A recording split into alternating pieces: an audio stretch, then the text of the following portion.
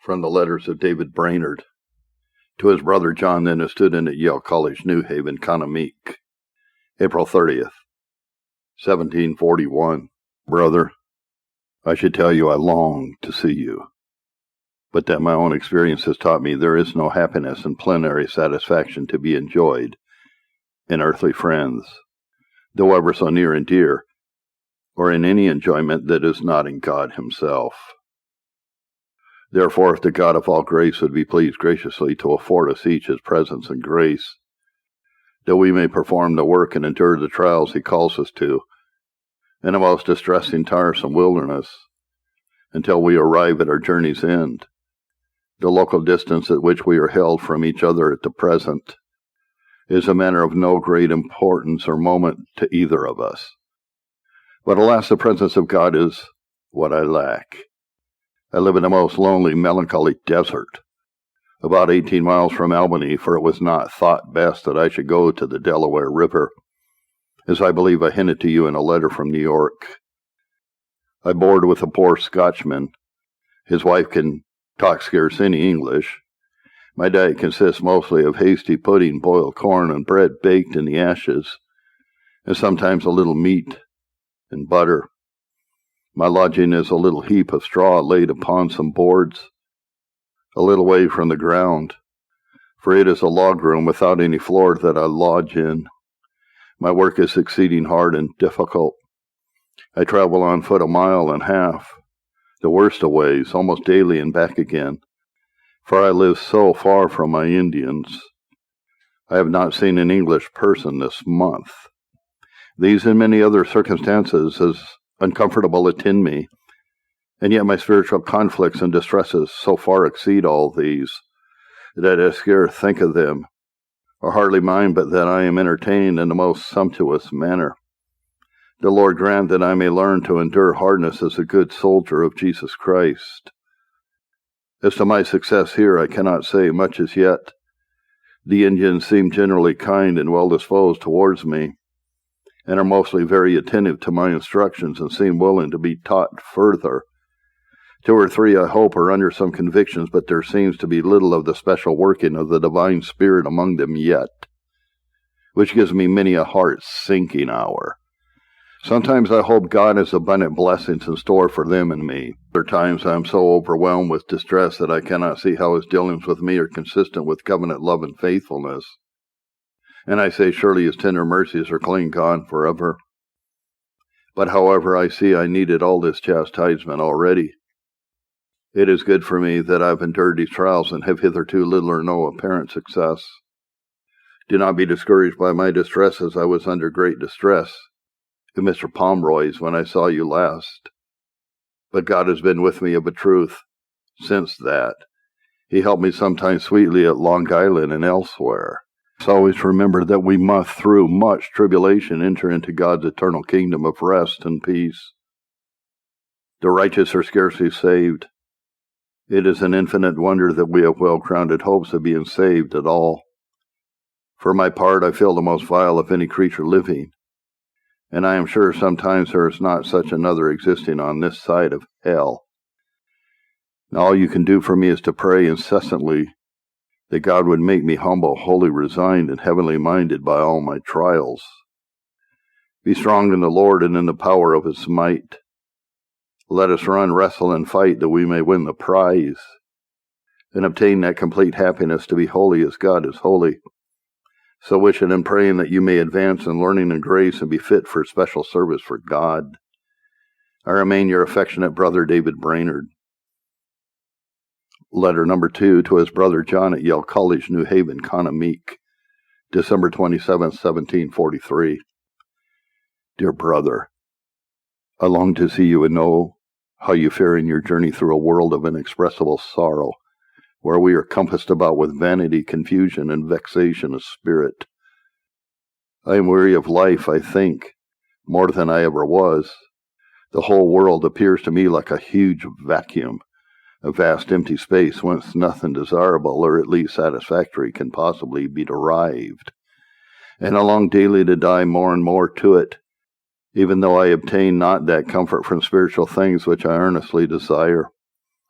Worldly pleasures such as flow from greatness, riches, honors, and sensual gratifications are infinitely worse than none. May the Lord deliver us more and more from these vanities. I spent most of the fall and winter hitherto in a weak state of body, and sometimes under pressing inward trials and spiritual conflicts, but having obtained help from God, I continue to this day, and am now something better in health than I was some time ago. I find nothing more conducive to a life of Christianity than a diligent, industrious, and faithful improvement of precious time. Let us then faithfully perform that business which is allotted to us by divine providence to the utmost of our bodily strength and mental vigor. Why should we sink and grow discouraged with any particular trials and perplexities we are called to encounter in the world? Death and eternity are just before us. A few tossing billows more will waft us into the world of spirits, and we hope through infinite grace into endless pleasures and uninterrupted rest and peace. Let us then run with patience a race set before us, Hebrews 12:1 and 2. And oh, that we could depend more upon the living God and less upon our own wisdom and strength. Dear brother, may the God of all grace comfort your heart and succeed your studies and make you an instrument of good to his people in your day. This is the constant prayer of your affectionate brother, David Brainerd. Letter 3, to his brother Israel at Haddam, Kanamik, January 21st, 1744. Dear brother, there is but one thing that deserves our highest care and most ardent desires, and that is that we may answer the great end for which we were made, namely, to glorify that God who has given us our beings and all our comforts, and do all the good we possibly can to our fellow men while we live in the world, and verify life is not worth the having if it be not improved for this noble end and purpose. Yet, alas, how little is this the thought of among mankind. Most men seem to live to themselves without much regard to the glory of God or the good of their fellow creatures. They earnestly desire and eagerly pursue after the riches, the honors, and the pleasures of life, as if they really suppose that wealth or greatness or merriment could make their immortal souls happy. Alas, what false and delusive dreams are these! Miserable will those ere long be who are not awakened out of them to see that all their happiness consists in living to God, becoming holy as he is holy. Oh, may you never fall into the tempers and vanities of sensuality and folly of the present world. You are by divine providence left, as it were, alone in a wide world to act for yourself. Be sure then to remember, it is a world of temptation. You have no earthly parents to be the means of forming your youth to piety and virtue, by their pious examples and seasonable counsels. Let this then excite you with greater diligence and fervency, to look up to the Father of mercies for grace and assistance against all the vanities of the world. And if you would glorify God or answer his just expectations from you, and make your own soul happy in this and the coming world, these few directions, though not from a father, yet from a brother who is touched with a tender concern for your present and future happiness. First, resolve upon and daily endeavor to practice a life of seriousness and strict sobriety. No wise man will tell you the great advantage of such a life in Ecclesiastes 7:3. Think of the life of Christ, and when you can find that he was pleased with jesting and vain merriment, then may you indulge it in yourself. Again, be careful to make a good improvement of precious time. When you cease from labor, fill up your time in reading, meditation, and prayer. And while your hands are laboring, let your heart be employed as much as possible in divine thoughts. Further, take heed that you faithfully perform the business you have to do in the world, from a regard to the commands of God and not from an ambitious desire of being esteemed better than others. We should always look upon ourselves as God's servants, placed in God's world, to do his work and accordingly labor faithfully for him, not with the design to grow rich and great, but to glorify God and to do all the good we possibly can. Again, never expect any satisfaction or happiness from the world. If you hope for happiness in the world, hope for it from God and not from the world. Do not think you shall be more happy if you lived as such or such a state of life, if you live to be for yourself, to be settled in the world, or if you should gain an estate in it. But look upon it that you shall then be happy when you can be constantly employed for God, and not for yourself, and desire to live in this world only to do and suffer what God allots to you. When you can be of the spirit and temper of angels who are willing to come down into this lower world to perform what God commands them, though their desires are heavenly and not in the least set on earthly things, then you will be of that temper that you ought to have, Colossians 3:2. Once more, never think that you can live to God by your own power or strength, but always look to and rely on Him for assistance, yea, for all strength and grace. There is no greater truth than this, that we can do nothing of ourselves. John 15:5 and 2 Corinthians 3:5. Yet nothing by our own experience can effectually teach it to us. Indeed, we're a long time in learning that all our strength and salvation is in God. This is a life that I think no unconverted man can possibly live, and yet it is a life that every godly soul is pressing after in some good measure. Let it then be your great concern thus to devote yourself and all to God. I long to see you, that I may say much more to you than I can now say for your benefit and welfare, but I desire to commit you to and leave you with the Father of mercies and God of all grace, praying that you may be directed safely through an evil world to God's heavenly kingdom. I'm your affectionate, loving brother, David Brainerd. Or the Forks of the Delaware River, July 31st, 1744.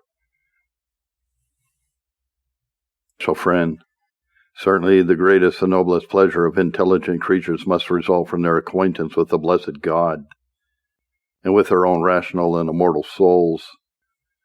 And oh, how divinely sweet and entertaining is it to look into our own souls, and we can find all our powers and passions united and engaged in pursuit after God. Our whole souls longing and passionately breathing after a conformity to Him, and a full enjoyment of Him. Verily, there are no hours pass away with so much divine pleasure as those that are spent in communing with God in our own hearts. Oh, how sweet is a spirit of devotion, a spirit of seriousness and divine solemnity, a spirit of gospel simplicity, love, and tenderness. Oh, how desirable and how profitable to the Christian life is a spirit of holy watchfulness and godly jealousy over ourselves, when our souls are afraid of nothing so much as that we shall grieve and offend the blessed God, and at such times we apprehend or at least hope to be a father and friend, whom we then love and long to please, rather than to be happy ourselves, or at least we delight to derive our happiness from pleasing and glorifying Him. Surely this is a pious temper worthy of the highest ambition and closest pursuit of intelligent creatures and holy Christians. Oh, how vastly superior is the pleasure, peace, and satisfaction derived from these divine frames to that which we, alas, sometimes pursue in things impertinent and trifling. Our own bitter experience teaches us that in the midst of such laughter the heart is sorrowful, and there is no true satisfaction but in God. But alas, how shall we obtain and retain the sweet spirit of religion and devotion? Let us follow the Apostles' direction, Philippians 2:12, and labor upon the encouragement he there mentions, verse 13. For it is God alone can afford us His favor, and He will be sought too, and it is fit we should wait upon Him for so rich a mercy. Oh, may the God of all grace afford us the grace and influence of His divine Spirit, and help us that we may from our hearts esteem it our greatest liberty and happiness, that whether we live, we may live to the Lord, or whether we die, we may die to the Lord, that in life and death we may be His. In a very poor state of health, I think scarce ever poorer, but through divine goodness I am not discontented under my weakness and confinement to this wilderness. I bless God for this retirement. I never was more thankful for anything than I have been of late for the necessity I'm under of self-denial in many respects. I love to be a pilgrim and stranger in this wilderness. It seems most fit for such a poor, ignorant, worthless, despised creature as I. I love to be a pilgrim and stranger in this wilderness. It seems most fit for such a poor, ignorant, worthless, despised creature as I am. I would not change my present mission for any other business in the whole world. I may tell you freely without vanity and ostentation. God has of late given me great freedom and fervency in prayer, when I have been so weak and feeble that my nature seemed as if it would speedily dissolve. I feel as if my all was lost and I was undone for this world. If the poor heathen may not be converted, I feel in general different from what I did when I saw you last, at least more crucified to all the enjoyments of life. It would be very refreshing to me to see you here in this desert, especially in my weak, disconsolate hours. But I think I could be content never to see you or any of my friends again in this world, if God would bless my labors here to the conversion of the poor Indians. I have much that I could willingly communicate to you, which I must omit until Providence gives us leave to see each other. In the meantime, I rest your obliged friend and servant, David Brainerd. To a special friend, a minister of the gospel in New Jersey. The Forks of the Delaware, December 24, 1744. Reverend and dear brother, I have little to say to you about spiritual joys and those blessed refreshments and divine consolations with which I have been much favored in times past. But this I can tell you, that if I gain experience in no other point, yet I am sure I do in this, namely, that the present world has nothing in it to satisfy an immortal soul, and hence, that it is not to be desired for itself, but only because God may be seen and served in it. And I wish I could be more patient and willing to live in it for this end than I can usually find myself to be.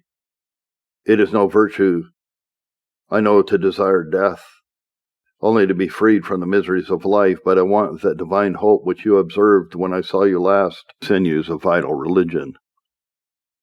Earth can do us no good, and if there be no hope of our doing good on earth, how can we desire to live in it? And yet we ought to desire at least to be resigned to tarry in it, because it is the will of our all-wise sovereign. But perhaps these thoughts will appear melancholy and gloomy, and consequently will be very undesirable to you, and therefore I forbear to add. I wish you may not read them in the same circumstances in which I write them. I have a little more to do and suffer in a dark, disconsolate world, and then I hope to be as happy as you are. I should ask you to pray for me, were I worth your concern. May the Lord enable us both to endure hardness as good soldiers of Jesus Christ, and may we obtain mercy of God to be faithful to the death in the discharge of our respective trusts. Very unworthy brother and humble servant, David Brainerd.